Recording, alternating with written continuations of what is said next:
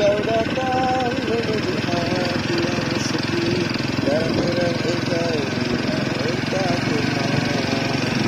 Andai kata hanya begitu setelah menyatakan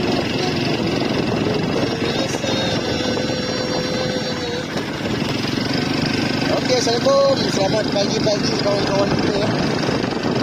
Okey. Si Damat burung daripada Pahang ni. Burung sawit. Bukan kata senang kita nak mengajar dia kan. Kita cubalah. Kan? Kita cuba naikkan dia. Ini pun disebabkan kain jebak aku hilang.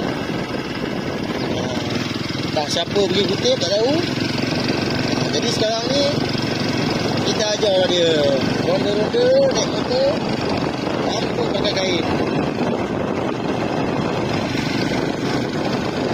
Biasa lagi kalau nak mengajar burung jadi lasak, benda bukan kata senang. Dia tak senang je, tapi hasil dia ada lah.